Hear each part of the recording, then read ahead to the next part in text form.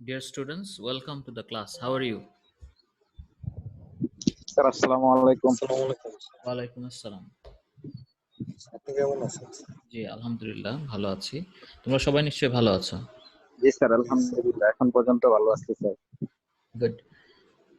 তোমাদের গত ক্লাসে কি পড়ানো হয়েছিল বলতে পারবে কি?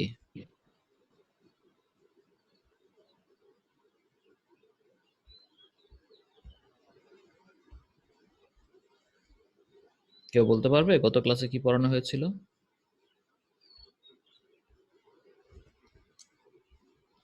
শুনতে পাচ্ছ আমাকে? স্যার লিভারেজের চ্যাপ্টার করা লেভারেজ এন্ড ক্যাপিটাল স্ট্রাকচার, তাই না? জি স্যার, আচ্ছা, ওখানে একটা ম্যাথ করানো হয়েছিল। একটা প্রবলেম প্র্যাকটিস করেছিলাম। জি sir, problem sir, sorry sir. এটা কিসের উপরে ছিল? ওই যে degree of operating leverage, degree operating leverage, ওই টোটাল লিভারেজ ওইগুলা ডিগ্রির উপরে একটা 13 কত তারিখে হয়েছিল ক্লাসটা মনে আছে? লাস্ট থার্সডে, তাই না? 14th, ঠিক আছে। তো আজকে আমরা যেটা করব যে কারেন্ট লায়াবিলিটিস ম্যানেজমেন্ট থেকে একটা প্রবলেম আমরা ট্রাই করব, হ্যাঁ, প্র্যাকটিস করার চেষ্টা করব। কারণ আমাদের তো ডিসকাশন মোটামুটি শেষ, এখন শুধুমাত্র দু একটা প্র্যাকটিস করা, এটাই। ঠিক আছে?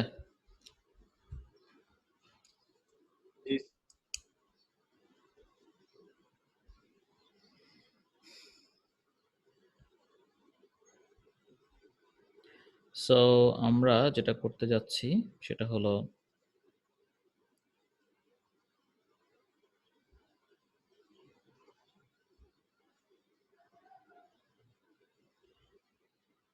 আমাদের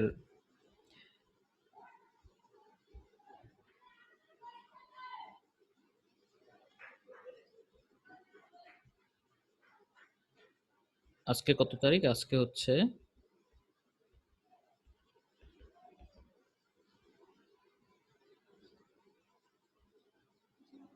আজকে 19th, তাই না?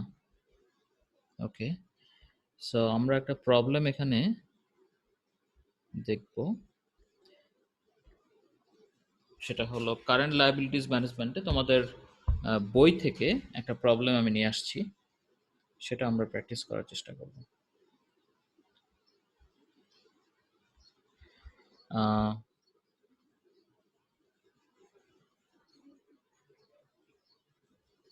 আমি একটু রেডি করে নিচ্ছি, হ্যাঁ?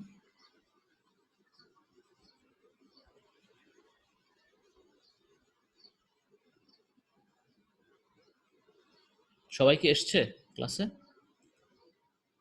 7 জন মাত্র।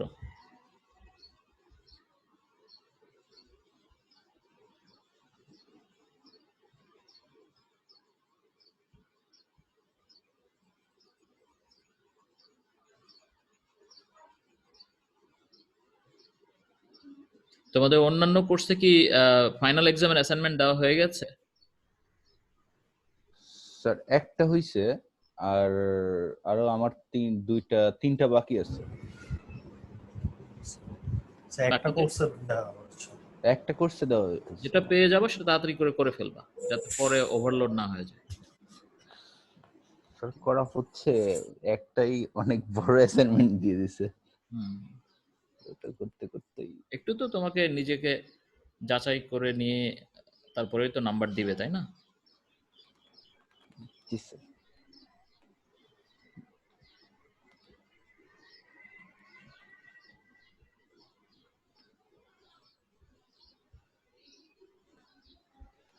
ওকে, রেডি মোটামুটি।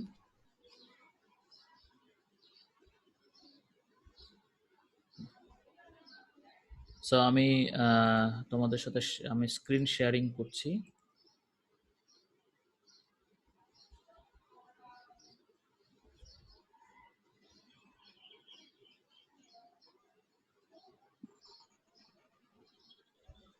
আসসালামু ওয়ালাইকুম আসসালাম।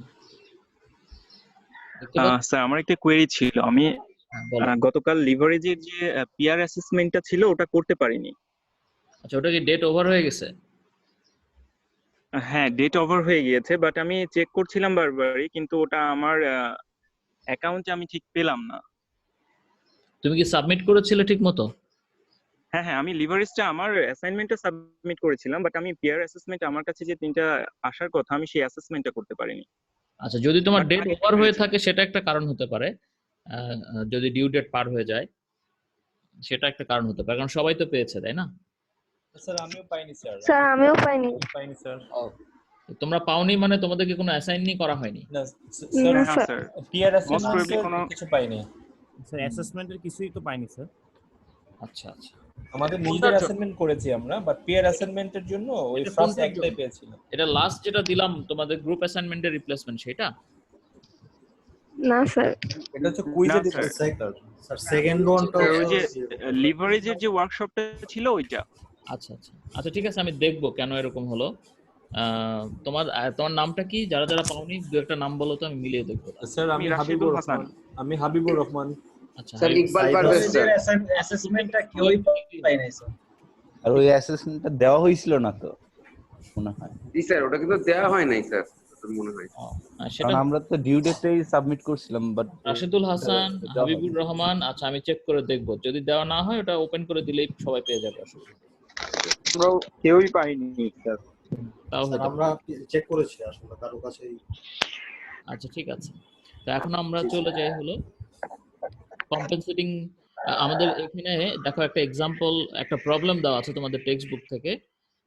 এগুলো প্র্যাকটিস করলে তোমাদের, এগুলো আসলে তোমাদের আরো প্র্যাকটিস করতে হবে অন্যান্য প্রবলেমগুলো, বাট আমরা ক্লাসে একটা দুটো করে করার চেষ্টা করছি যাতে আমরা ভালোভাবে বাকিগুলো করতে পারি।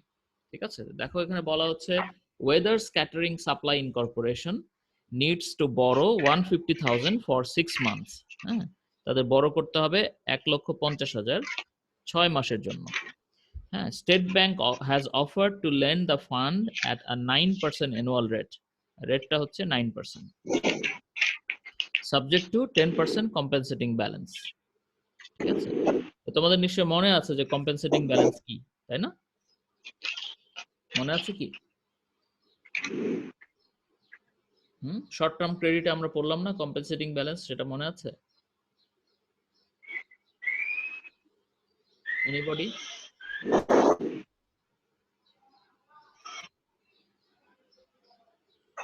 মনে নাই কারো? আমরা আবার ওই চ্যাপ্টারে গিয়ে পড়াশোনা শুরু করব।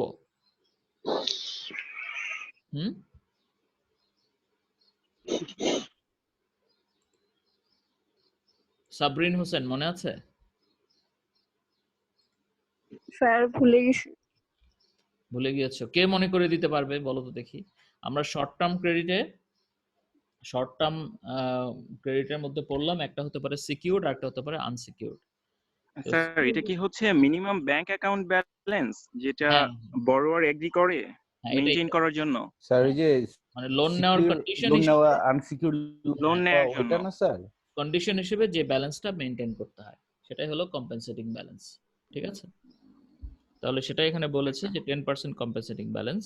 তোমাদের মনে নেই যে আমরা বললাম যে কিভাবে কস্ট ক্যালকুলেট করতে হয়? উপরে দিতে হয় ইন্টারেস্ট এন্ড আদার কস্ট, আর নিচে দিতে হয় হচ্ছে লোন অ্যামাউন্ট ইউটিলাইজড। মনে পড়ে? তোমরা তো ক্লাস করেই শেষ, তারপরে ওই রেকর্ডেড ক্লাসও কেউ দেখো নাই, আর কোনো কিছু পড়াশোনাও করো নাই আমার কাছে মনে হচ্ছে। তাইলে কিন্তু তোমরা বিপদে পড়ে যাবে ফাইনাল এক্সামে। আমার কথা বুঝতে পারছো?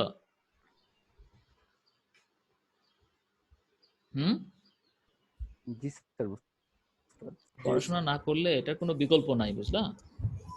আমি এই বয়সে এসেও মাঝে মাঝে দু একটা কোর্সে ভর্তি হই অনলাইনে, সেখানে গিয়ে পড়াশোনা করলে পাশ করি, না পড়াশোনা করলে ফেল করি। কন্টিনিউইং এডুকেশন বলে এটাকে। ঠিক আছে, তো তোমরা যদি মনে করো যে তুমি এমবিএ করছো বলে শুধু ক্লাস করলে যথেষ্ট হবে, সেটা কিন্তু ঠিক না। ঠিক আছে, ক্লাসের পরে একটু সময় দিতে হবে। তুমি অনেক তোমার জীবনের মূল্যবান সময় দিচ্ছ এখানে, অনেক পয়সা দিচ্ছ, হ্যাঁ, অনেক এফোর্ট দিচ্ছ। সো এখান থেকে শুধুমাত্র একটা গ্রেড নিয়ে গেলেই হবে না, কিছু শিখতে হবে। আচ্ছা, যেটা বলছিলাম, তাহলে আমরা দেখেছিলাম যে আমাদের মূলত এখানে মানে ইফেক্টিভ কস্ট ক্যালকুলেট করতে গেলে উপরে দিতে হবে ইন্টারেস্ট অ্যান্ড আদার কস্ট, আদার আর নিচে দিতে হবে হচ্ছে আমাদের loan amount loan amount utilised. তো আমরা সেখানে এক্সাম্পল দেখছিলাম ইন্টারেস্টের অ্যামাউন্ট আমরা ক্যালকুলেট করতেই পারি, আবার আদার কস্টের মধ্যে প্রসেসিং ফি থাকতে পারে, কমিটমেন্ট ফি থাকতে পারে, এগুলো আমরা এক্সাম্পল দেখেছিলাম একদিন একটা ক্লাসে, পুরো কম্প্রিহেন্সিভ এক্সাম্পল করেছিলাম। তো এগুলো যদি তোমরা এখন ভুলে গিয়ে থাকো আর যদি কখনো না দেখো, তাহলে তোমরা ফাইনাল এক্সামের অ্যাসাইনমেন্ট কিভাবে করবা? খালি তো বললেই হবে না যে আমাদের একদিনে 3টা অ্যাসাইনমেন্ট দিয়েছে। তো লেখাপড়া না করলে তো 3টাকে অনেক বড় মনে হবে, তাই না? আর লেখাপড়া করলে 5টাকেও বড় মনে হবে না। আচ্ছা যাক, তো লোন অ্যামাউন্ট ইউটিলাইজড এটা হচ্ছে যেই লোনটা নিলাম সেটাই যে হবে তা না। হ্যাঁ, এখানে আমাদের অনেক সময় দেখা যায় আমরা ইফেক্টিভলি সেই অ্যামাউন্টটা ইউজ করতে পারি না, তখন আমাদের এখান থেকে বাদ দিতে হয়। যেমন ধরো আমাদের যদি ইন্টারেস্টটা শুরুতেই পে করে দিতে হয়, তাহলে আমরা কিন্তু এখানে আবার ইন্টারেস্ট বাদ দিই, আমরা সেই এক্সাম্পলও দেখেছিলাম। আবার যদি এমন হয় যে আমরা যে টাকা লোন নিচ্ছি তার একটা সার্টেন পার্সেন্টেজ কম্পেনসেটিং ব্যালেন্স রাখতে হয়, তাহলে সেই কম্পেনসেটিং ব্যালেন্সও বাদ দিতে হয়। ঠিক আছে, এরকম এক্সাম্পল গুলো আমরা দেখেছিলাম। তো ওটা যদি তোমরা না মনে রেখে থাকো তাহলে ক্লাসের রেকর্ড তো আছেই, সেটা দেখে নিও। না দেখলে কিন্তু তোমার অ্যাসাইনমেন্টে ভুল হয়ে যেতে পারে। তুমি হয়তো ভাবতে পারো যে তোমার ক্লাসমেট একজন অ্যাসাইনমেন্ট করবে, তার সাথে ডিসকাস করে ফেলবা কোনোভাবে, সেটা হয়তো হতে পারে, কিন্তু তুমি কিভাবে জানো যে তোমার ক্লাসমেট যেটা করেছে তার মধ্যেই কোনো ভুল নাই? দেখা গেল সেও নাম্বার কম পেলো, তুমিও কম পাইলা, তাহলে তো হবে না। হ্যাঁ, ঠিক আছে। সো তোমাকে এগুলো ক্লাসগুলো রিভিউ করবা, রিভিউ করে তারপরে পড়াশোনা করে তারপরে তুমি অ্যাসাইনমেন্ট করবা বা ফাইনাল এক্সামে অ্যাটেন্ড করবা। এবং আমি তোমাদেরকে যেটা বলছি এটা অনেস্ট একটা প্রসেস, এখানের মধ্যে কোনো ডিসঅনেস্টি নাই, আনফেয়ারনেস নাই, ভেরি সিম্পল। পড়াশোনা করবা, জানবা, শিখবা, তারপর তুমি তোমার জানাটাকে এক্সপ্রেস করবা, এটাই, আর কিছু না। আচ্ছা, তো আমি যেটা বলছি যে আমাদের 9% অ্যানুয়াল রেট এখানে, আর বলছে যে 10% কম্পেনসেটিং ব্যালেন্স। ঠিক আছে, তো আবার বলছে যে কারেন্টলি এই কোম্পানির অন্য কোনো কম্পেনসেটিং ব্যালেন্স নাই, মানে তার ওই ব্যাংকে কোনো ডিপোজিট নাই। তো ভালো কথা, তার মানে এই লোনটা নিতে গেলে তাকে ওই লোন অ্যামাউন্টের 10% তাকে ব্যালেন্স নতুন করে করতে হবে। তার মানে সে 1,50,000 টাকা পুরোটা ইউজ করতে পারবে না, 1,50,000-এর 10% তাকে ব্যাংকেই রেখে দিতে হবে। 15,000 কি 1,50,000 থেকে হ্যাঁ, বাদ দিয়ে তারপর হ্যাঁ, ঠিক আছে। তাহলে এটা হচ্ছে এটা হলো কার, এটা এর কোনটার ক্ষেত্রে? এটা হচ্ছে স্টেট ব্যাংকের ক্ষেত্রে। হ্যাঁ, স্টেট ব্যাংকের ক্ষেত্রে এই অ্যারেঞ্জমেন্ট। আবার আরেকটা অপশন তার আছে, সেটা হচ্ছে ফ্রস্ট ফিনান্স কোম্পানি, এখান থেকেও সে লোন নিতে পারে। কিন্তু ফ্রস্ট ফিনান্স কোম্পানির অফারটা কি? তাদের অফার হচ্ছে 9% অ্যানুয়াল রেটে। হ্যাঁ, they have offered to land at 9% annual rate. হ্যাঁ, তাদের ক্ষেত্রে আমাদের রেট হচ্ছে 9%। ঠিক আছে, তাহলে একই, ওরাও 9% বলেছে, এটাও 9%, কিন্তু প্যাচ হচ্ছে অন্য জায়গায়। ফার্স্টেরটা আবার 10% কম্পেনসেটিং ব্যালেন্স আছে, কিন্তু সেকেন্ডটাতে কম্পেনসেটিং ব্যালেন্স নাই। কিন্তু অন্য একটা ব্যাপার আছে, সেটা হচ্ছে লোন হচ্ছে discount loan terms. Discount loan মানে হচ্ছে ইন্টারেস্ট শুরুতেই দিয়ে দিতে হবে। ঠিক আছে, ইন্টারেস্ট শুরুতেই দিয়ে দিতে হবে। তাহলে ফ্রস্ট ফিনান্সের ক্ষেত্রে প্রবলেম হচ্ছে ইন্টারেস্টটা শুরুতেই দিয়ে দিতে হবে। আচ্ছা, কিন্তু এখানে কোনো কম্পেনসেটিং ব্যালেন্স নাই। আর দুই লোনের ক্ষেত্রে the principal of both loans would be payable at maturity. এটা না বললেও আমরা ধরে নিই যে ম্যাচুরিটিতে তারা আসল টাকা শোধ করে দিবে। এখন তোমাকে কি করতে বলছে? এখন তোমাকে বলছে যে তুমি এই লোন দুইটার ইফেক্টিভ অ্যানুয়াল কস্ট ক্যালকুলেট করো। Calculate the effective annual rate of interest on each loan. আর বি নাম্বারে বলছে what could weathers do that would reduce the effective annual rate on the state bank. এটা আমরা পরে দেখব। তাহলে ফার্স্টে আমাদের এ নাম্বার করতে হবে। এ নাম্বারে তাহলে আমরা দেখি যে আমাদের লোন অ্যামাউন্ট কত, যেগুলো কমন ইনফরমেশন সেগুলো আগে লিখে ফেলি। হ্যাঁ, লোন, সবাই কাগজ কলম নিয়ে লিখো আমার সাথে সাথে। লোন অ্যামাউন্ট ইকুয়ালস, পরে লিখবো, পরে করব, পরে পড়বো, এটা করলে কিন্তু হবে না, কারণ তোমাদের সময় নাই। আজকেই আমার আসলে আজকে সকালেই তোমাদের অ্যাসাইনমেন্টটা দিয়ে দেওয়ার কথা ছিল, বাট কোনো একটা কারণে আমি পারি নাই। তো আমি অলমোস্ট হাফ ওয়ে, আজকে রাতের মধ্যেই আশা করি তোমাদের ফাইনাল এক্সামের জন্য যে ফার্স্ট অ্যাসাইনমেন্টটা সেটা দিয়ে দিব। তো লোন অ্যামাউন্ট হচ্ছে আমাদের 1,50,000 এবং ইন্টারেস্ট রেট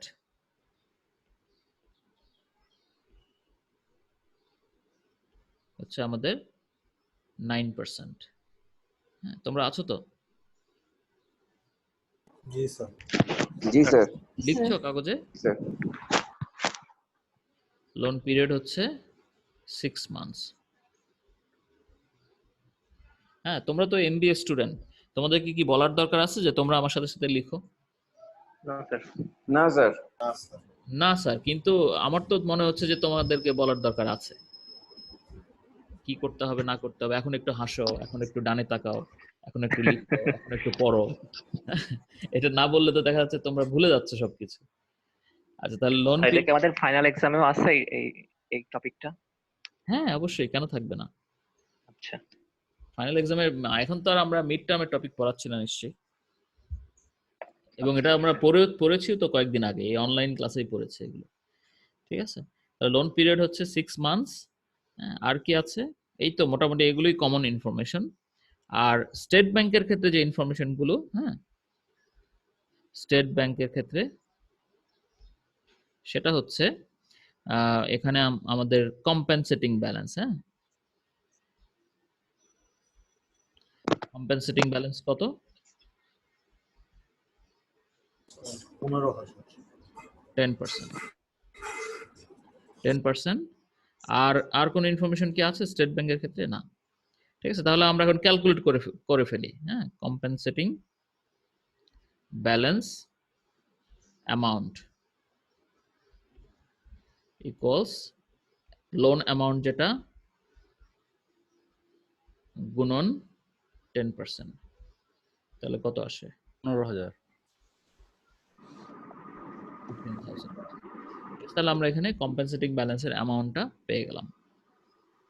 আচ্ছা, এরপরে আমরা তাহলে কস্ট যদি ক্যালকুলেট করতে চাই, আমাদেরকে এখানে কি টার্ম বলেছে? কখনো বলা হবে কস্ট অফ দ্য লোন অথবা effective annual rate of interest, একই কথা। Effective annual rate of interest equals, আমরা জানি যে উপরে হবে ইন্টারেস্ট প্লাস আদার কস্ট, আর নিচে হবে লোন অ্যামাউন্ট ইউটিলাইজ। হ্যাঁ, তাহলে আমাদের ইন্টারেস্ট, এখানে কি ইন্টারেস্ট ছাড়া আর কোনো কস্ট আছে? না। আর কোনো কস্টের কথা বলা হয়নি। আর ইন্টারেস্টের পরিমাণ কত? ইন্টারেস্টের পরিমাণ হচ্ছে 9% অফ 1,50,000। ঠিক আছে, তাহলে আমরা এটা আসলে আগেও আমরা করতে পারতাম। আমরা এখানে আগেও ক্যালকুলেশনটা দেখাতে পারতাম।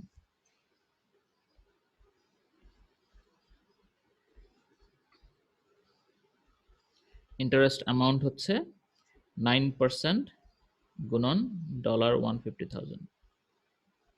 তাহলে কত আসে দেখো তো একটু? 13,500। 13,500। ঠিক আছে তো? তাহলে আমাদের এখানে শুধু ইন্টারেস্ট আছে যেহেতু, এখানে আমাদের 13,500 আসবে। আর নিচে আমাদের লোন অ্যামাউন্ট ইউটিলাইজ কত? লোন অ্যামাউন্ট ইউটিলাইজ হচ্ছে $1,50,000 বিয়োগ $15,000। কারণ এই কম্পেনসেটিং ব্যালেন্স রাখার কারণে আলটিমেটলি সে 15,000 টাকা ইউজ করতে পারবে না। ঠিক আছে, তাহলে আমাদের কি আসলো? এখানে হবে 13,500, আর নিচে কত হবে বলো? নিচে কত হবে? 35,000। 1 লাখ। তাহলে কত পার্সেন্ট আসে?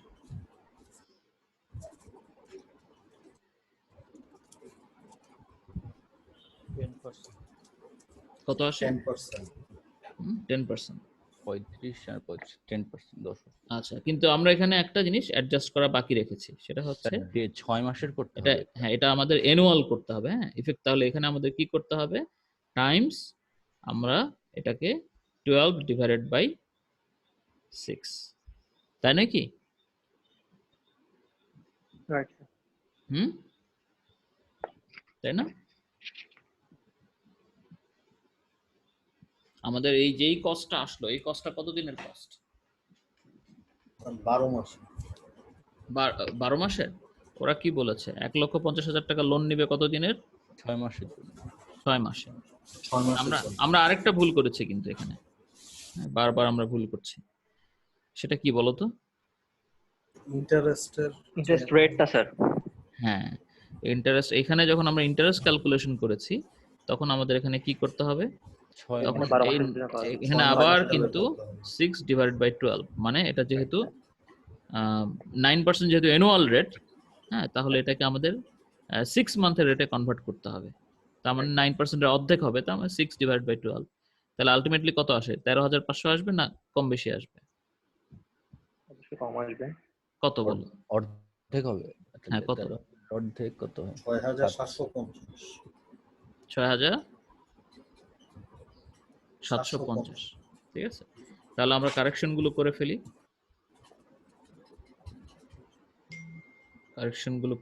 এখানে হবে 6,750, তাই না? 6,750, ঠিক আছে তো? স্যার পার্সেন্টেজটা ওখানে 12 6 মাইনাস 12 হবে না sir, divided by 6 divided by 12 হবে না স্যার? এখানে মানে এই জায়গাটাতে স্যার এই effective loan amount rate of interest ক্যালকুলেটের সময় এখানে কম্পেনসেটিং ব্যালেন্সের সময় না sir, effective amount rate of the interest এখানে যখন Effective annual calculate rate of করতে হবে। interest। তুমি খেয়াল করো, আমরা যখন 6,750 দিচ্ছি, এটা কত দিনের আসছে? এটা 6 মাসের আসছে, তাই না? তাহলে মাসের আসছে, 12 মাসের স্যার। হলে ডাবল করতে হবে। ও স্যার এখন মনে আমরা স্যার এখন ইয়ারলি ক্যালকুলেট করব। হ্যাঁ, আচ্ছা, তাহলে কত আসলো দেখো। এবার কত আসে? উপরে হচ্ছে আমাদের, উপরে হলো 6,750 আর নিচে 1,35,000, তাহলে কত আসে বলো দেখি, কত আসে? 5% হবে স্যার। হ্যাঁ, কত? 5%। শিওর? তুমি ক্যালকুলেট করো না। জি স্যার 5%। 5%, তাহলে টাইমস 12/6, তার মানে হলো 10%, ঠিক আছে? জি স্যার, ঠিক আছে। এটা কি এক্স্যাক্টলি 10% আসছে নাকি 10 পয়েন্ট সামথিং? এক্স্যাক্টলি 10%। না, এক্স্যাক্টলি 10%। আচ্ছা, আমি একটু চেক করে দিই আমার। 2 তে 10 ডিভাইড করে 10 ই আসে। 2 তে 5 মিনিট বাদ। হ্যাঁ, 10%, ঠিক আছে।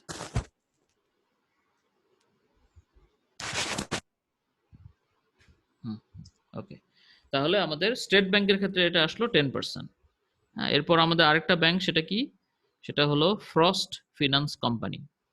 এটার ক্ষেত্রে কি হয় সেটা দেখি আমরা, ঠিক আছে?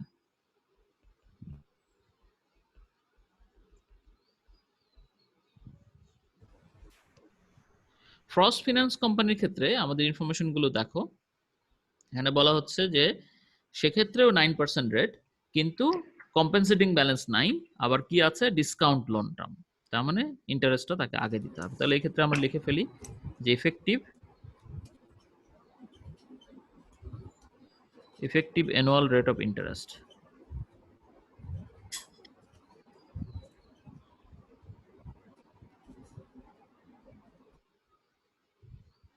equals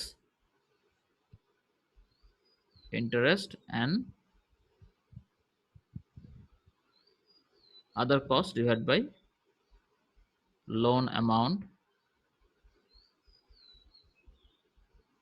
utilized। তাহলে কত আসবে এখানে? ইন্টারেস্ট কত? ইন্টারেস্ট আছে আমাদের একই ইন্টারেস্ট, কারণ আমাদের রেটে এখানে চেঞ্জ না, 6,750। আর লোন অ্যামাউন্ট ইউটিলাইজ হবে কত? 1,50,000। আর কি হবে বলো? এটাই হবে।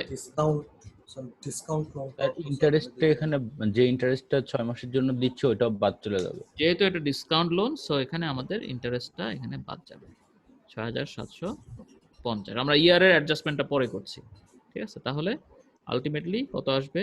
$6,750। আর নিচে কত হবে বলো দেখি?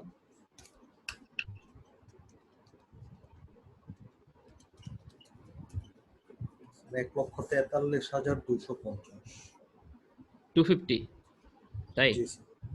আচ্ছা, তাহলে কত আসে বলো তো দেখি?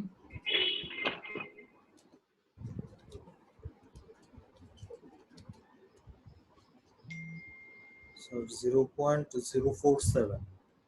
0.047. এরপরে আর কিছু নাই? 1 2. জি স্যার। 1 2 জি স্যার। হ্যাঁ 4 ডিজিট নিতে হবে, ভুলে গেছো? আচ্ছা তাহলে এটা হলো আমার 6 মাসের, তাহলে এখানে আমার শুরু থেকে আবার গুণ করি, সেটা হলো 12 ডিভাইডেড বাই 6, 12 ডিভাইডেড বাই 6, তার মানে এখানে 2, তার মানে এখানে 2, তাহলে এখানে কত আসলো বলো?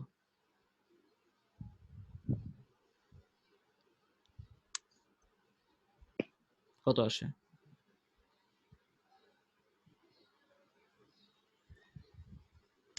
Sir 9 point something. হ্যাঁ সামথিংটা কত তুমি করছো না সেটা?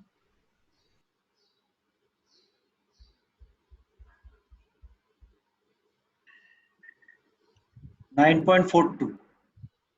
0942, তার মানে হচ্ছে 9.42%। ঠিক আছে, তাহলে খেয়াল করো যে আমাদের স্টেট ব্যাংকের ক্ষেত্রে কস্ট আসছে 10% আর ফ্রস্ট ফিনান্সের ক্ষেত্রে আসছে 9.42। এখন আমরা চলে যাই সেকেন্ড কোশ্চেনে।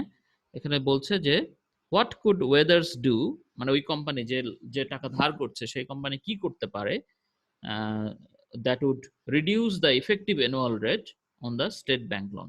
তাহলে স্টেট ব্যাংকে আমাদের 10% বেশি, এটা কমানোর জন্য কি করতে পারে? এটা কমানোর জন্য যেটা করতে পারে সেটা হচ্ছে যে এই 10%টাকে কমানোর জন্য স্টেট ব্যাংকের একটা উপায় হলো কি, তার ইন্টারেস্ট রেট তো সে কমাতে পারবে না, মানে যে ওই বরোয়িং কোম্পানি তো কমাতে পারবে না। সো সে যেটা করতে পারে, হয়তোবা তার কিছু বরোয়িং, কিছু ব্যাংক ডিপোজিট অন্য ব্যাংকে ছিল, হ্যাঁ সেটাকে সে এইখানে নিয়ে আসতে পারে যাতে তার নতুন করে 15,000 আর ডিপোজিট করতে না হয়। ধরো অন্য ব্যাংকে তার 5,000 টাকা ডিপোজিট ছিল, সে অন্য ব্যাংক থেকে 5,000 টাকা উইথড্র করে এখানে জমা দিতে পারে, তাহলে তার এক্সট্রা হলো 10,000। হ্যাঁ তাহলে দেখা যাবে ইউটিলাইজেবল লোন এত কম হবে না, দেখা যাবে 1 লক্ষ তখন 40,000 হবে, না সরি 1,45,000 হবে। ঠিক আছে, 5,000 যদি 10,000 যদি নতুন করতে হয়, না 1,40,000 হবে, হ্যাঁ তখন দেখা যাবে এই রেটটা আরো কমে যাবে। So that is one way. হ্যাঁ এটা করতে পারে, অবশ্যই নেগোশিয়েট করতে পারে, সেগুলো তো আছে। তার বাইরেও যেটা করতে পারে সেটা হলো যে কম্পেনসেটিং ব্যালেন্সের যে অতিরিক্ত 15,000 টাকা জমা দিতে হবে স্টেট ব্যাংকে, সেই টাকাটা সে পুরোটা নতুন করে জমা না দিয়ে হয়তো তার অন্য বিভিন্ন জায়গায় জমা আছে সেগুলোকে সে শিফট করে এই ব্যাংকে আনতে পারে। তাহলে হবে কি, তার নতুন করে জমা দিতে হবে না, যার ফলে তার লোন অ্যামাউন্টের আরো বেশি অংশ সে ইউটিলাইজ করতে পারবে। বুঝতে পেরেছো? এটাই হলো একটা ওয়ে। ওকে, এরপর আমরা আরেকটা প্রবলেমে চলে যাই। Are you ready for that? এগুলো আমাদের বইয়ের ম্যাথস নাকি এটা অন্য কোনো ম্যাথ? হ্যাঁ বুঝতে পারছো না? স্যার এগুলো আমার টেক্সট বই থেকে এই ম্যাথগুলো আছে? হ্যাঁ হ্যাঁ আছে, দেখে নিও। আচ্ছা এরপরে হচ্ছে Cumberland furniture. Cumberland furniture wishes to establish a pre-arranged borrowing agreement with a local commercial bank. একটা লোকাল কমার্শিয়াল ব্যাংকের সাথে তারা প্রি-অ্যারেঞ্জড এগ্রিমেন্ট। তাহলে প্রি-অ্যারেঞ্জ এগ্রিমেন্ট আমরা পড়েছিলাম যে এরকম হতে পারে, লাইন অফ ক্রেডিট হতে পারে, রিভলভিং ক্রেডিট এগ্রিমেন্ট হতে পারে। ঠিক আছে, তো সেটাই বলা হচ্ছে যে এটা একটা ফার্নিচার কোম্পানি এবং সে বিভিন্ন একটা লোকাল কমার্শিয়াল ব্যাংকের সঙ্গে প্রি-অ্যারেঞ্জড বরোয়িং এগ্রিমেন্টে যেতে যাচ্ছে। তাহলে তার কি কি হতে পারে আমরা এখানে দেখবো যে দুটো প্রি-অ্যারেঞ্জ এগ্রিমেন্টে সে যেতে পারে। একটা হচ্ছে লাইন অফ ক্রেডিট, ঠিক আছে, লাইন অফ ক্রেডিট, আর একটা হচ্ছে রিভলভিং ক্রেডিট।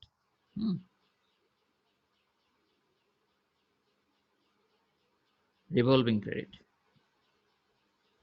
তার মানে সে দুইটা অ্যারেঞ্জমেন্টের কথা ভাবছে, একটা হচ্ছে either it will be line of credit or it can be revolving credit.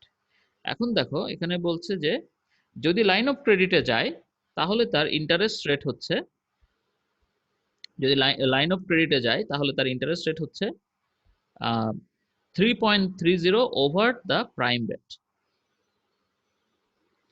ঠিক আছে, আমরা দেখবো পরে যে প্রাইম রেট দেওয়া আছে, হ্যাঁ প্রাইম রেট দেওয়া আছে, প্রাইম রেট হচ্ছে 8%। তাহলে 8% থেকে 3.30 বেশি, তার মানে কত পার্সেন্ট হচ্ছে?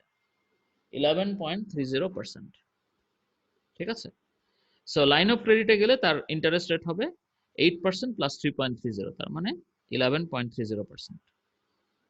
আচ্ছা, আর যদি সে রিভলভিং ক্রেডিটে যায় তাহলে তার ইন্টারেস্ট রেট হবে 2.80 ওভার প্রাইম। তার মানে সেক্ষেত্রে তার ইন্টারেস্ট রেট হবে 8% প্লাস 2.80, তাহলে কত হলো 10.80%। আচ্ছা, কিন্তু তোমরা জানো যে রিভলভিং ক্রেডিটে কিন্তু একটা কমিটমেন্ট ফি থাকে, ঠিক আছে? রিভলভিং ক্রেডিটের ক্ষেত্রে কমিটমেন্ট ফি হলো সেটা যে যেই অ্যামাউন্টটা সে নিবে না, হ্যাঁ, রিভলভিং ক্রেডিট এগ্রিমেন্ট তো একটা নির্দিষ্ট অ্যামাউন্টের জন্য থাকবে, তো সেই অ্যামাউন্টের থেকে যেই পরিমাণটা সে নিবে না, যেহেতু ব্যাংক তার জন্য রেডি করে রাখছে অ্যামাউন্টটা, সেজন্য তাকে না নেওয়া অংশের উপর আবার কমিটমেন্ট ফি দিতে হবে। তো সেটাই বলছে কমিটমেন্ট ফি হবে 0.50% on the average unused balance. আর লাইন অফ ক্রেডিটই নিক আর হচ্ছে যে কি বলো এটা রিভলভিং ক্রেডিটই নিক না কেন, যেটাই নিক না কেন, তাদের কম্পেনসেটিং ব্যালেন্স হবে 20%। Compensating balance is equal to 20% of the amount borrowed, ঠিক আছে? আচ্ছা, তো এখন শেষে বলে দিচ্ছে যে তাদের বরোয়িং এর পরিমাণ হচ্ছে 4 মিলিয়ন, মানে সে এগ্রিমেন্ট হচ্ছে 4 মিলিয়নের জন্য, অর্থাৎ ম্যাক্সিমাম সে 4 মিলিয়ন বড় করার জন্য অ্যারেঞ্জমেন্ট করছে, কিন্তু কোম্পানিটা তারা এক্সপেক্ট করছে যে তারা আলটিমেটলি 2 মিলিয়নের বেশি বড় করবে না, হ্যাঁ, অন অ্যান এভারেজ। তাহলে এখন তোমাকে ক্যালকুলেট করতে হবে effective annual rate under line of credit and effective annual rate under revolving credit, ঠিক আছে? তাহলে আমরা আমাদের যে কমন ইনফরমেশন সেটা লিখে রাখি, সেটা হচ্ছে বরোয়িং অ্যারেঞ্জমেন্ট, না এভাবে না লিখে আমরা লিখি ম্যাক্সিমাম অ্যালাউড বরোয়িং, হ্যাঁ, সরি,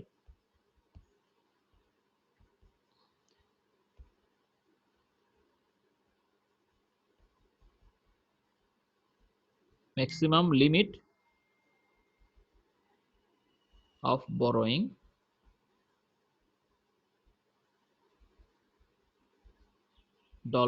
$4 million আর হলো expected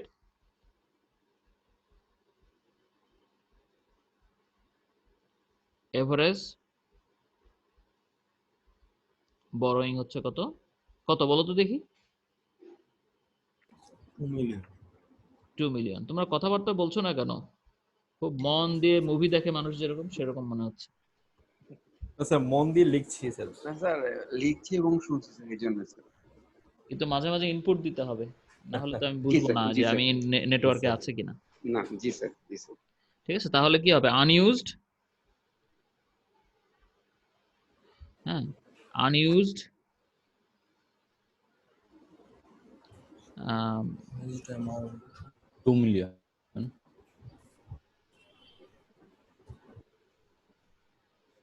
unused balance equals 4 million minus 2 million equals 2 million। তোমরা ভাবতে পারো স্যার এখানে তো 4 এর থেকে 2 বাদ দিলে 2 হয়, আমরা জানি, তাহলে এত লেখার কি আছে? এটাই হলো প্রেজেন্টেশন। হ্যাঁ, তোমরা যখন তোমাদের ফাইনাল এক্সামের জন্য অ্যাসাইনমেন্ট জমা দিবা, everything should be presented in detail, হ্যাঁ, এবং সবগুলো খুব সুন্দরভাবে লেখা থাকতে হবে, সবগুলো এক্সপ্রেস করতে হবে, সব ক্যালকুলেশন ওয়ার্কিং সব দেখাতে হবে, ঠিক আছে? যদি না করো তাহলে কিন্তু তোমার অ্যাসাইনমেন্টটা ইমপ্রেসিভ হবে না, এবং সেক্ষেত্রে তুমি নিশ্চয়ই তোমাকে বলবে না যে তোমার এটা এক্সেলেন্ট হয়েছে, আর এক্সেলেন্ট যদি না হয় তাহলে মার্কও নিশ্চয়ই এক্সেলেন্ট হবে না, তাই না? তো সেটা তোমরা খেয়াল রাখবে। তাহলে এটা হলো আমাদের আনইউজড ব্যালেন্স হচ্ছে $2 মিলিয়ন। আচ্ছা, এরপরে আমরা চলে যাই, তাহলে আমরা আর তো কোনো কমন ইনফরমেশন নাই, তাই না? তো আমরা চলে যাই প্রথমে লাইন অফ ক্রেডিটের ইফেক্টিভ অ্যানুয়াল রেট, ঠিক আছে? লাইন অফ ক্রেডিট, তাহলে লাইন অফ ক্রেডিটের ক্ষেত্রে ইফেক্টিভ অ্যানুয়াল রেট কি হবে? তাহলে ইফেক্টিভ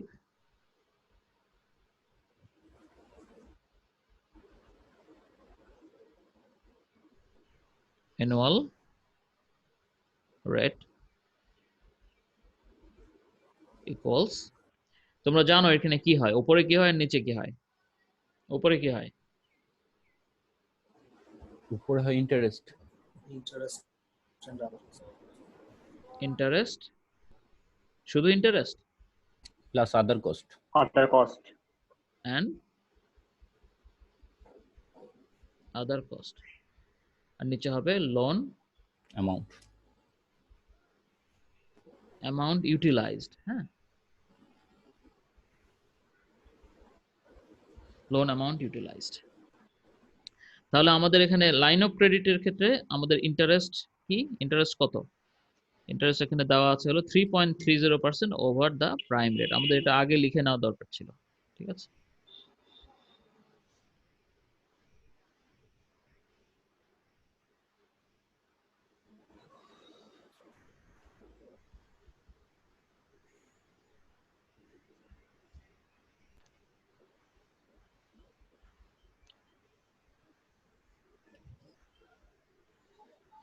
ঠিক আছে, তাহলে লাইন অফ ক্রেডিটের ক্ষেত্রে আমাদের রেট অফ ইন্টারেস্ট কত?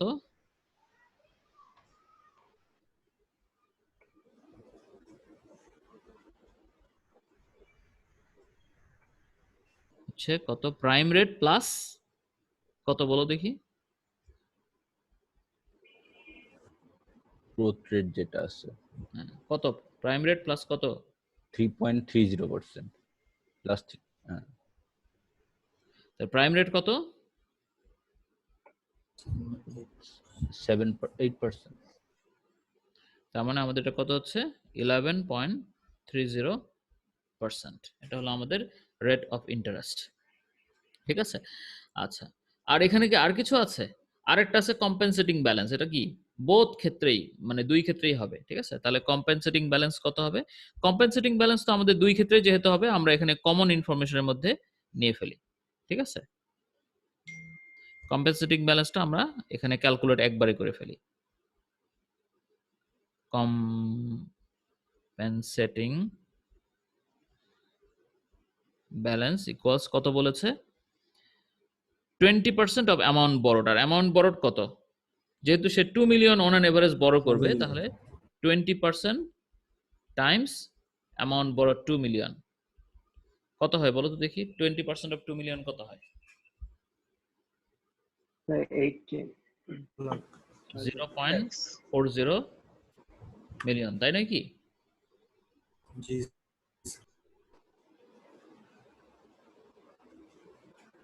তাই কি? জি স্যার।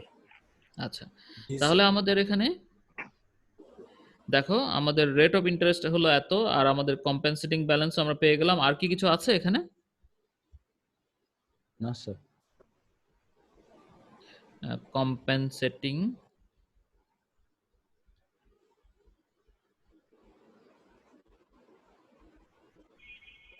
ব্যালেন্স হচ্ছে $0.40 মিলিয়ন, ঠিক আছে। তাহলে আমাদের ইন্টারেস্ট অ্যান্ড আদার কস্ট, এখানে তো ইন্টারেস্ট ছাড়া আর কোনো কস্ট নাই, কমিটমেন্ট ফি আছে শুধু রিভলভিং ক্রেডিটে, ঠিক আছে। তাহলে আমাদের ইন্টারেস্টের পরিমাণ কত হবে? ইন্টারেস্টের পরিমাণ হবে 11.30 টাইমস লোন অ্যামাউন্ট কত? 2 মিলিয়ন, ঠিক আছে। মানে 0.1130 টাইমস $2 মিলিয়ন। আর নিচে কত হবে? নিচে হবে হচ্ছে লোন অ্যামাউন্ট ইউটিলাইজ হচ্ছে, যেহেতু কম্পেনসেটিং ব্যালেন্সটা রেখে দিতে হবে, তাহলে $2 মিলিয়ন মাইনাস $0.40 মিলিয়ন, ঠিক আছে। তাহলে আলটিমেটলি কত আসে? উপরে কত আসে বলো তো দেখি?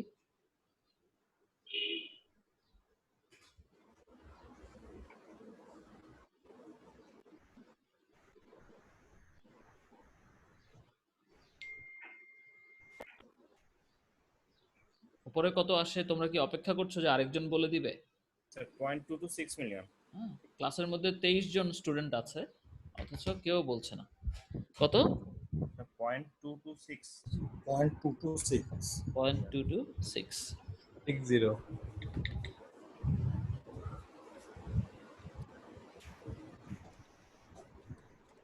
0.226 মিলিয়ন, যেহেতু আমরা মিলিয়নকেই সব ইয়ে করছি, হ্যাঁ, ডিভাইডেড বাই আমাদের 2 মিলিয়ন থাকে। হ্যাঁ, এটা কি হবে? 1.6 মিলিয়ন। 1.60 মিলিয়ন। তাহলে আলটিমেটলি আমাদের কত আসে? 0.226 ডিভাইডেড বাই 1.14125, তাহলে 0.14125, তার মানে হলো 14.1 3%। ঠিক আছে, এই গেল আমাদের লাইন অফ ক্রেডিটের ইফেক্টিভ অ্যানুয়াল রেট। আচ্ছা, এরপরে আমরা কি আছে, এরপরে হচ্ছে আমাদের রিভলভিং ক্রেডিট যদি আমরা করি তাহলে কি হবে, ঠিক আছে, সেটা আমরা দেখব এবার।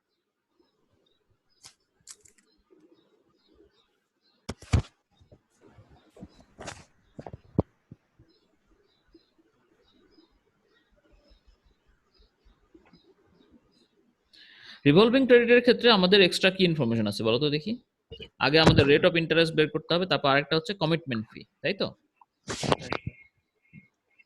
তাহলে আমরা প্রথমেই লিখি রেট অফ ইন্টারেস্ট।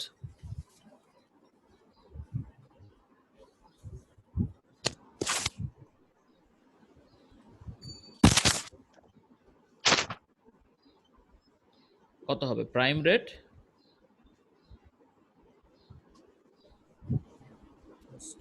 প্লাস কত? 3.30 প্রাইম রেট প্লাস 2.80, 2.80 ঠিক আছে, 2.80। তার মানে আমাদের প্রাইম রেট হচ্ছে 8% প্লাস 2.80%, তাহলে 10.80% হচ্ছে আমাদের রেট অফ ইন্টারেস্ট। আরেকটা আছে কমিটমেন্ট ফি। কমিটমেন্ট কি একটা এম না দুটো এম? দুটো এম, হ্যাঁ।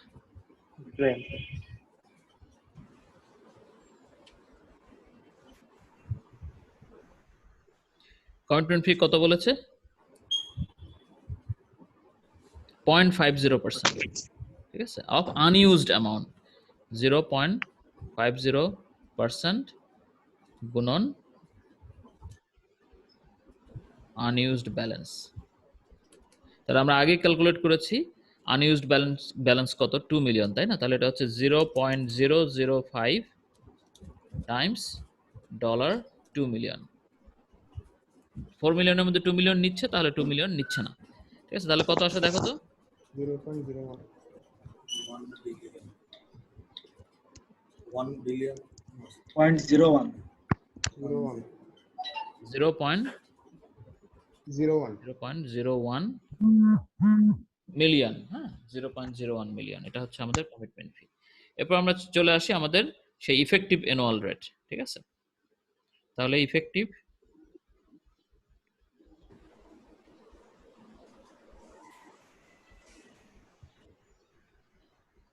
অ্যানুয়াল রেট ইকুয়ালস, উপরে আসবে কি? ইন্টারেস্ট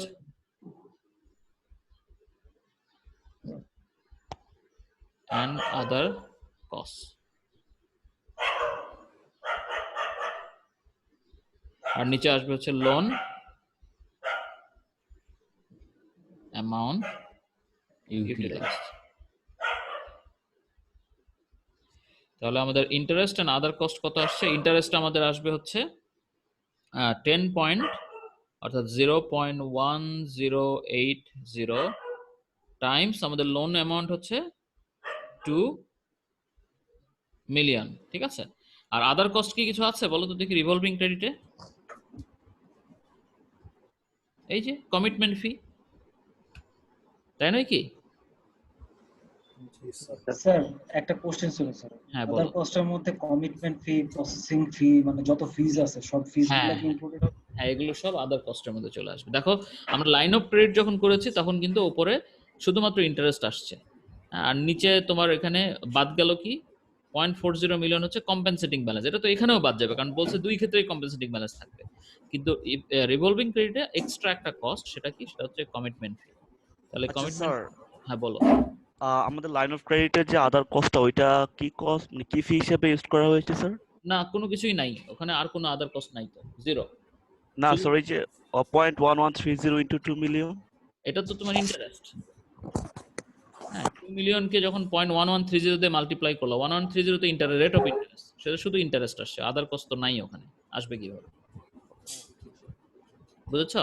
ইয়েস স্যার, বুঝছি স্যার। এটা হলো এভারেজ বরোইং যেটা, কিন্তু এখানে শুধুমাত্র ইন্টারেস্ট ক্যালকুলেট করলেই হচ্ছে না, তার সাথে আবার কমিটমেন্ট ফি আসছে। তাহলে কমিটমেন্ট ফি আমরা অলরেডি ক্যালকুলেট করেছি, এটা হচ্ছে 0.01 মিলিয়ন। আচ্ছা, divide by loan amount utilize কত হবে তাহলে? লোন অ্যামাউন্ট হবে, আমরা তো আলটিমেটলি 2 মিলিয়ন নিচ্ছি, 2 মিলিয়ন তো আমরা নিচ্ছি, ঠিক আছে, কিন্তু আমরা কম্পেনসেটিং ব্যালেন্সটা আবার বাদ দিতে হচ্ছে, যেহেতু বলছে উভয় ক্ষেত্রে কম্পেনসেটিং ব্যালেন্স থাকবে। কম্পেনসেটিং ব্যালেন্স কত? 0.40 মিলিয়ন, 0.40 মিলিয়ন। আচ্ছা, তাহলে আলটিমেটলি কত আসলো এখানে? উপরে আসলো কত বলো দেখি? 0.226 0.1080 কে 2 মিলিয়ন দিয়ে গুণ করলে কত হয়? the total ডলার, টোটাল একবারে লিখবা না, 0.216 মিলিয়ন প্লাস ডলার 0.01।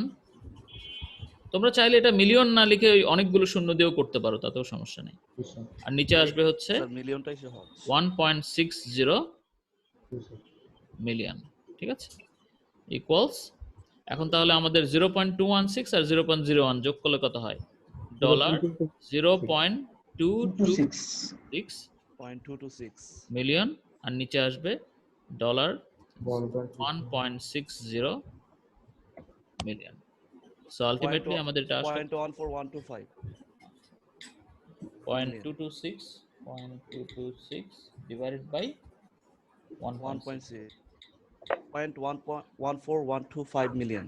তাহলে আসলে 0.14125 মিলিয়ন, তার মানে হচ্ছে 14.13%। দেখো লাইন অফ ক্রেডিটের কস্ট কত ছিল? একই, হ্যাঁ, লাইন অফ ক্রেডিট আর রিভলভিং ক্রেডিটে আমাদের একই কস্ট আসে, same.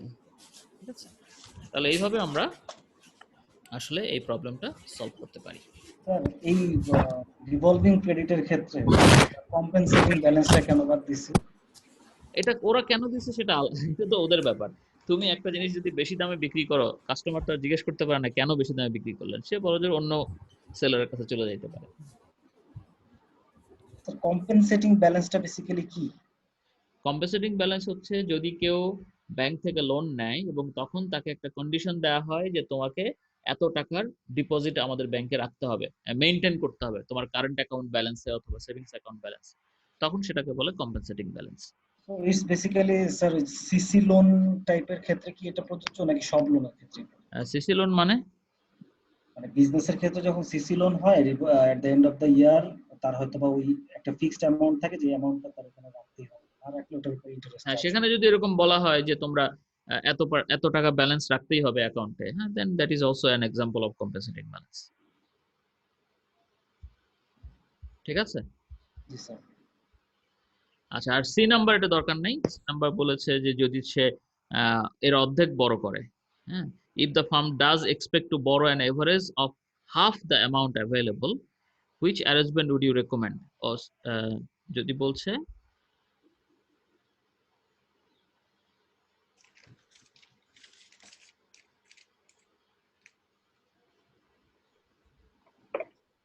the firm expect an average to borrow $2 million during the year, তো 2 মিলিয়ন তো হাফই হলো।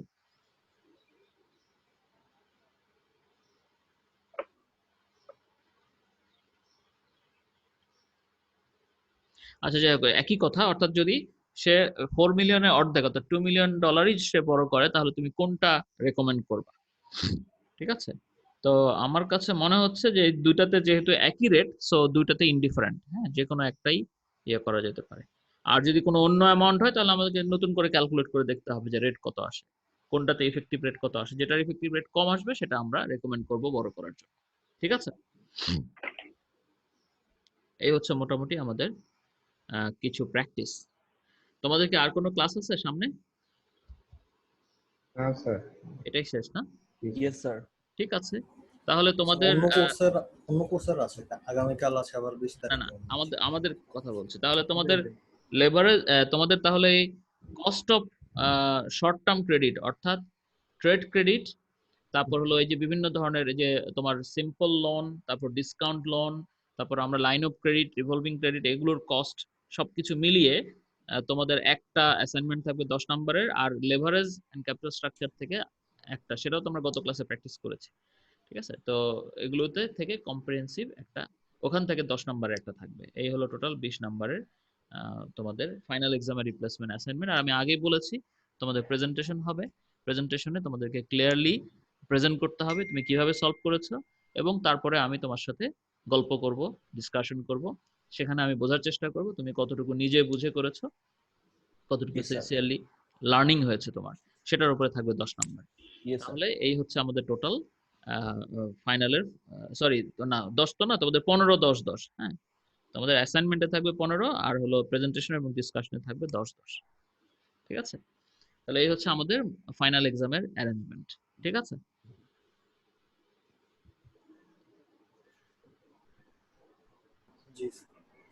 আমি আজকের মধ্যে একটা অ্যাসাইনমেন্ট তোমাদের দিয়ে দিব, সেটা তোমরা চেষ্টা করবা এটা পাওয়ার পরে যত তাড়াতাড়ি করার, কারণ আজকে যে আমরা প্র্যাকটিস করলাম তোমরা তো দেখতেই পাচ্ছ সব অল্প দিনের মধ্যে তোমরা ভুলে যাও, তাই না? তো তুমি যদি আজকেই করো তাহলে তুমি যতটা ভালো করতে পারবা, তুমি যদি 3 দিন পরে করো অতটা ভালো করতে পারবা। এটা একটা উপদেশ। আরেকটা উপদেশ হচ্ছে তুমি নিজে আগে সলভ করো। হ্যাঁ, যেহেতু তোমার এটা ওপেন বুক এবং তুমি ডিসকাশনেও আমরা কোনো বাধা দিচ্ছি না, সো নিজে আগে সলভ করো, তারপর আটকাও, তারপরে তুমি আরেকজনের সাথে ডিসকাস করো এবং তার কাছ থেকে বোঝার চেষ্টা করো যে সে ভুল বলছে নাকি তুমি ভুল করছো। ঠিক আছে, এভাবে করে একটা সিনথেসিস অফ ডিসকাশনের মাধ্যমে তুমি ফাইনালি একটা রেজাল্টে এসে তারপর তুমি জমা দাও। হ্যাঁ, তবে ব্লাইন্ডলি একজন জমা দিয়েছে সেখান থেকে তুমি জমা দিলে কিন্তু বিপদে পড়তে পারো, কারণ যে জমা দিয়েছে তারটা কিন্তু ভুল হতে পারে, তাহলে সেও তো গেল তুমিও গেলা। ঠিক আছে, এরকম ট্র্যাজেডি যেন না হয়, কারণ এগুলো যেহেতু ফাইনাল এক্সাম এখানে তোমার আর কারেকশন করার কোনো উপায় নাই। ঠিক আছে, সো আমি চাইবো যে তোমরা সবাই ভালো করো, বুঝতে পেরেছো? জি স্যার। তাহলে আমরা আজকে আর কি তোমরা আর কোনো ডিসকাশন চাচ্ছ? আজকে আমরা যদি না হয় তাহলে আমরা শেষ করে দিতে পারি। জি স্যার, আজকে শেষ করতে চাই। জি স্যার। আজকে ক্লাসে কি কোনো স্টুডেন্ট নাই? ও একজন পাওয়া গেছে, হ্যাঁ বলো। কারণ এতক্ষণ পর্যন্ত মেয়েরা কোনো কথা বলেনি। স্যার আমি ফোন করেছিলাম আমার অ্যাসাইনমেন্ট সাবমিশন নিয়ে, দেন পরে আবার ইয়েলেমেসে আমি দিতে পেরেছি, অ্যাসাইনমেন্টটা সাবমিট করতে পেরেছি। এখন স্যার ওটা আপনি পেয়েছেন কিনা আমি শিওর না। তোমার ওখানে সাবমিশনের নোটিশ আসলে সেটা নিশ্চয়ই সাবমিট হয়েছে, সেটা নিয়ে সমস্যা নেই। স্যার আমি মেইলে করেছি, বাট ওইটা থেকে কোনো প্রবলেম হবে? আপনি বলেছিলেন মেইল করেছো আবার পরে সাবমিটও করেছো, তাই তো? জি স্যার। তাতে সমস্যা নেই। স্যার ফাইনালের অল্টারনেট যে অ্যাসাইনমেন্ট দিবেন স্যার দুইটাকে একসাথেই দিয়ে দিচ্ছেন? না, আজকে একটা দিব, 2-3 দিন পরে আরেকটা। জি স্যার। স্যার একটা হলো আপনার লেভারেজ কি একসাথে জমা দিবা, প্রথমটা আগে জমা দাও, প্রথমটা ডেডলাইন আগে থাকবে, দ্বিতীয়টা ডেডলাইন পরে থাকবে। হ্যাঁ বলো। জি স্যার। স্যার দুইটাই তো ম্যাথ, রাইট? দুইটাই প্রবলেম সলভিং। হ্যাঁ, কেস স্টাডি বলতে পারো, কেস স্টাডি। জি স্যার, জি স্যার।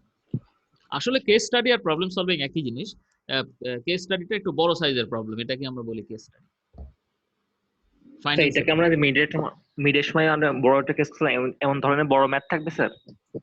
হ্যাঁ, আমি ঠিক এক্স্যাক্টলি বলতে পারছি না যে ওইরকমই বড় থাকবে না কি থাকবে, বা সেটা নিয়ে তোমার চিন্তা করার দরকার নাই। তুমি এই যে ক্লাসগুলো যদি সিনসিয়ারলি করো, আর যদি নাও করে থাকো তাহলে এই যে আমাদের রেকর্ডেড ক্লাসগুলো আছে ওগুলো বারবার দেখো। ঠিক আছে, দেখো এবং ওখানে যে প্র্যাকটিস গুলো করানো হয়েছে, যে ডিসকাশন গুলো হয়েছে ওগুলো পড়ো, তাহলে ভালো করতে পারবে। আর প্রেজেন্টেশনের ব্যাপারে আমি বলেছি যে তোমরা অবশ্যই এই অ্যাসাইনমেন্টটার সুন্দর, এটা যেন সমস্ত ওয়ার্কিং, সমস্ত ডেসক্রিপশন, হ্যাঁ সবকিছু যেন ঠিকভাবে লেখা থাকে, সেগুলোতে যেন নাম্বার কাটার সুযোগ তুমি আমাকে না দাও। বুঝা গেল? জি স্যার। আর এটা তোমাদের ডিরেকশন তো দেওয়াই থাকবে, তারপরে বলে দিচ্ছি এটা নিজের হাতের লেখা হতে হবে, এবং হাতের লেখা হওয়ার পরে তারপরে তুমি ধরো 3-4 পৃষ্ঠা বা 5 পৃষ্ঠা যেটাই হোক করার পরে সেটাকে তুমি স্ক্যান করবা, স্ক্যান করে একটা সিঙ্গেল পিডিএফ ফাইলে কনভার্ট করবা। আচ্ছা, এখন স্ক্যান স্যার আমার তো স্ক্যানার মেশিন নাই। এখন স্ক্যানার মেশিন লাগে না, তোমাদের মোবাইল ফোনে দেখবা যে বিভিন্ন ধরনের অ্যাপ পাওয়া যায়। হ্যাঁ, ক্যাম স্ক্যানার অথবা জিনিয়াস স্ক্যান, এরকম বিভিন্ন ধরনের অ্যাপ পাওয়া যায়। বিভিন্ন ধরনের অ্যাপ পাওয়া যায়, আমি হয়তো অনেকগুলো জানিও না। তো সেই অ্যাপগুলো দিয়ে তোমরা ওটাকে স্ক্যান করলে, মাল্টিপল ফাইল স্ক্যান করলে সেখান থেকে পিডিএফ ফাইলে ওখানেই কনভার্ট করা যায়। স্যার ক্যাম স্ক্যানারটা অনেক ইফেক্টিভ, হ্যাঁ, এক একজনের কাছে এক ভালো লাগবে। স্যার আবার পিকচার তুলে নিয়ে ওইটা তো একবার পিডিএফ করে ফেলা যায় সিঙ্গেল। না, ক্যামে ডাইরেক্টলি করা যায় পিকচার। যার কাছে যেটা ভালো লাগে, ঠিক আছে, যার কাছে যেটা ভালো লাগে যার কাছে যেটা ভালো লাগে এমনও করতে পারো, ছবি তুলে সেটাকে ওয়ার্ডে পেস্ট করে ওয়ার্ড ফাইলকে সেভ অ্যাজ পিডিএফ দিয়ে পিডিএফ করতে পারো, সেটাও করতে পারো। ঠিক আছে।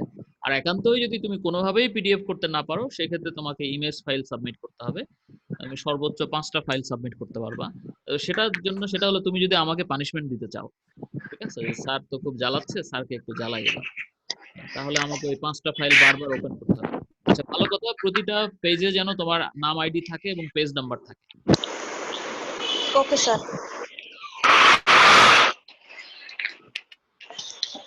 তো আর কিছু তোমাদের জানা স্যার আছে? স্যার যেটা হচ্ছে ইন্ডিভিজুয়াল অ্যাসাইনমেন্ট ছিল ওইটা প্রতিটা পেজে নাম লিখি না, এমনি পেজ নাম্বার দিছি, বাট প্রতি ফার্স্ট পেজে মানে ফাইনালের কথা বলছি। আচ্ছা ঠিক আছে। আর তোমাদের এর পরের ক্লাস কবে? আমাদের তো ক্লাস নেই এদের পরে স্যার। না, 31 তারিখ কি তোমাদের ক্লাস নাই? না, 31 তারিখ স্যার 31 তারিখে কোনো ক্লাস নাই। 30 তারিখে একটা ক্লাস আছে, সেটা তো এই টাইমে ক্লাস আছে। মানে আমার সাথে কি আর নাই ক্লাস? না স্যার এর সাথে শিডিউল কোনো ক্লাস নেই আর।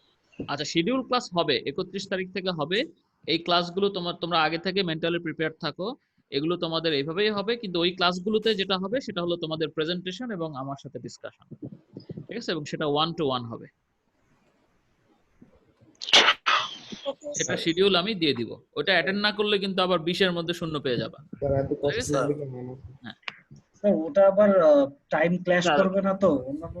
টাইম ক্ল্যাশ করবে না, আমি তোমাদেরকে আগে থেকে বলে দিচ্ছি। আমার যে ক্লাসের টাইমটা, হ্যাঁ, সেই টাইমটাতেই হবে ওটা। তাহলে তোমাদের রোজা শেষ হয়ে যাবে, তার মানে কি রোজা শেষ হয়ে গেলে তো ক্লাসের টাইম হয় 6:30, তাই না? জি স্যার। জি স্যার। সেই 6:30টাই হবে তোমাদের টাইম। তো ওইটা যদি অন্য কোনো টিচার, অন্য কোনো ফ্যাকাল্টি মেম্বার অ্যাসাইন করে, তোমরা অবশ্যই বলবা না স্যার এটা আগে থেকেই অমুক ক্লাস শিডিউল ক্লাস এটা দেওয়া আছে 31 তারিখের পর থেকে। স্যার শিডিউল ক্লাস টাইমে আমাদের ভাইবা তাহলে কি 2 তারিখে 6:30টায় ক্লাস? 2 তারিখে, হ্যাঁ 2 তারিখে 6:30টায় হচ্ছে একটা।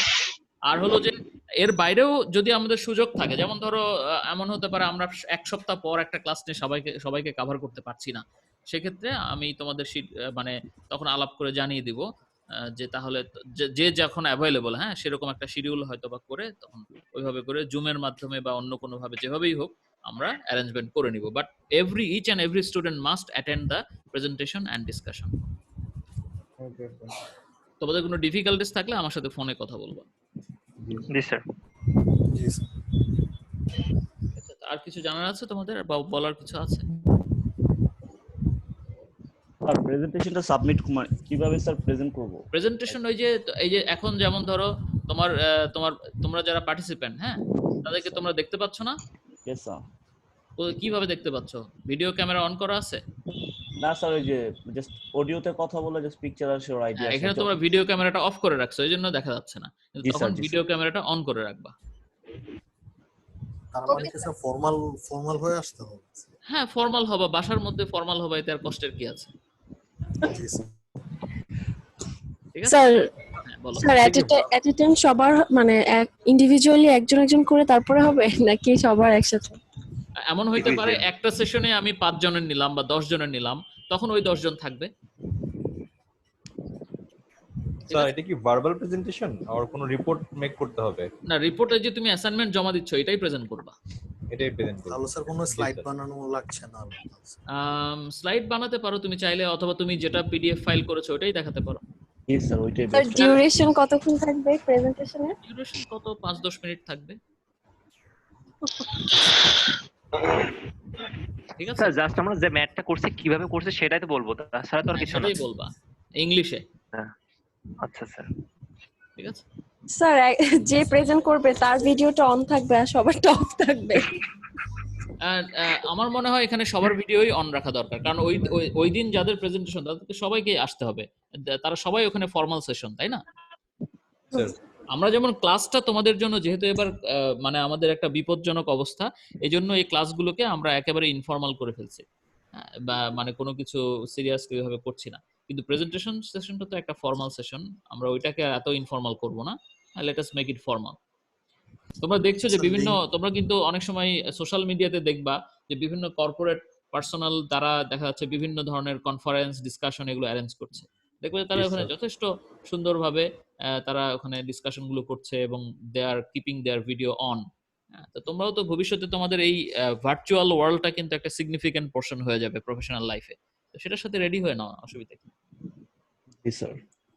ঠিক আছে স্যার, লিংক তো ইএলএমএস এই দিয়ে দাও। হ্যাঁ স্যার, যে মানে জুম লিংক তো আমরা এখন যেভাবে ইএলএমএস এ পাচ্ছি ওইভাবেই অ্যাজ ইউজুয়াল। আমি তোমার কথা বুঝতে পারিনি, একটু প্রেজেন্টেশনের যে লিংক স্যার আমাদের জুম মিটিং এ, এটা তো স্যার এখন যেভাবে আমরা পাচ্ছি এইভাবেই। হ্যাঁ এইভাবেই হবে, বাট এখানে যদি কারো ডিফিকাল্টিস থাকে, যেমন ধরো কারো হয়তো কোনো সমস্যা হচ্ছে, তখন আমরা সেটা অল্টারনেটিভে যেতে পারি। আরো অনেক উপায় আছে, গুগল মিট আছে, তারপর ফেসবুক আছে। তো আমার মনে হয় জুমে কারো সমস্যা হবে না, আশা করি। হ্যাঁ, আমরা চেষ্টা করব জুমে থাকতে। আমরা ইউজ টু হয়ে গেছে অলরেডি। ঠিক আছে, জি স্যার। আর যদি কোনো কিছু তোমাদের কষ্ট মনে হয় আমাকে জানাবা, যে স্যার এই অ্যারেঞ্জমেন্টটা আমার ভালো লাগলো না বা এটা আমার কাছে কষ্ট মনে হচ্ছে, দেন লেট মি নো। যদি সেটা যুক্তিযুক্ত হয়, যদি সেটা জাস্টিফায়েবল হয়, ফেয়ার হয়, তাহলে আমরা সেটা চিন্তা করে দেখব।